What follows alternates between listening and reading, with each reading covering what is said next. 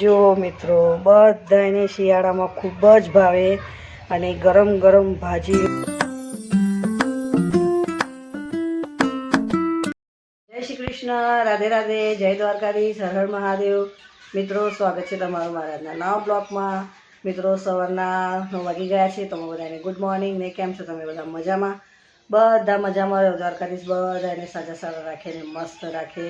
તો મિત્રો ફટાફટ જમવાનું બનાવી રહી છું અને શું બનાવું છું એ બતાવું. અને જે ઘરમાં અમારે વસ્તુ નહોતી તે વસ્તુ આવી ગઈ છે કાલે સાંજે અને એ લોકો અમને જવાનું છે એટલે ફટાફટ બનાવી દઈશું જમવાનું. મિત્રો જો જે વસ્તુ નહોતી એ વસ્તુ અમારે આવી ગઈ કાલે.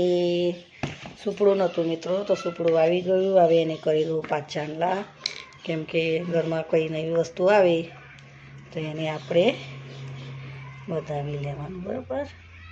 તો જો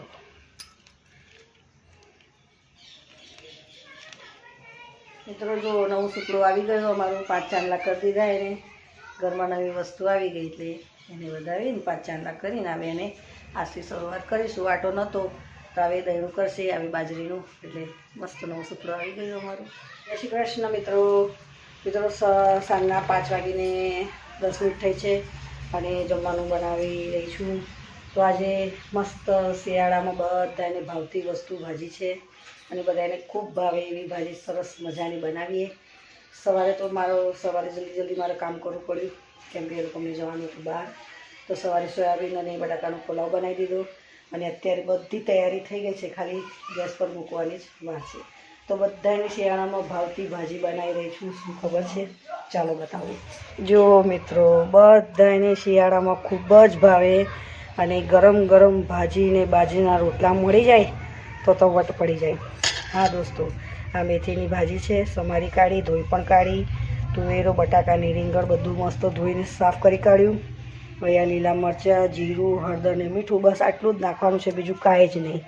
તો ચાલો મિત્રો મેથીની ભાજી, તુવેરો, બટા બનાવીએ અને મસ્ત બાજરીના રોટલા જોડે ગરમ ગરમ ખાઈએ. બધાને શિયાળામાં ખૂબ જ ભાવે એવી સરસ મજાની ભાજી. કઢાઈમાં તેલ ગરમ કરવા મૂકી દીધું છે. હવે અંદર નાખીશું જીરું.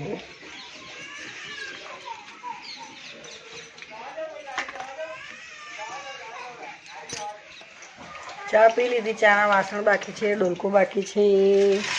સરસ મજાની આપણા શિયાળાની મનગમતી ભાજી મેથીની ભાજી, તુવેરો, રીંગણ ને બટાકા મસ્ત બધું ધોઈ કાઢ્યું છે.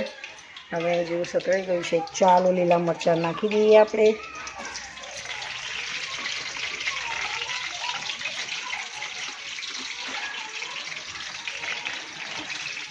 મસ્ત શેકાઈ જાય એટલે આપણે નાખી દઈએ હળદર.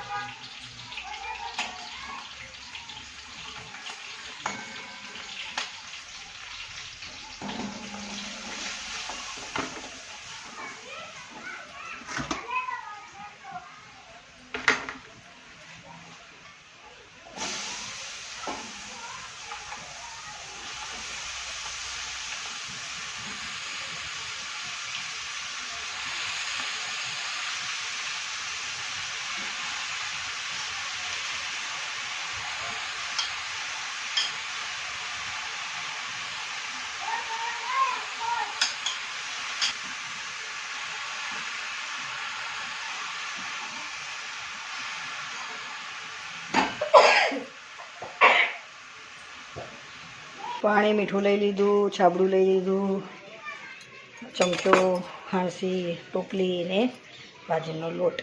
તો ચાલો બહાર રોટલા કરવા બેસી જાઉં. ચૂલો સળગાવી દીધો છે. જો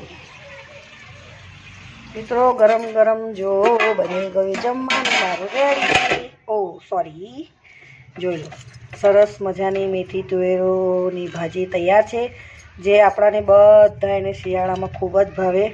આના થેપલા બેપલા બધુંય બનાવાય, પણ અમે ભાજી બનાવી છે મેથીની, તુવેરો, બટાકા, રીંગણ નાખીને અને મસ્ત ગરમ ગરમ બાજરીના રોટલા તૈયાર છે.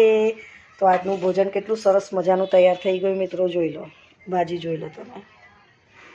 તો ચાલો મિત્રો ગરમ ગરમ મારું જમવાનું તૈયાર થઈ ગયું. મેથીની તુવેરોની ભાજીની મસ્ત ભાજી બની ગઈ ને બાજરીના રોટલા મસ્ત બની ગયા.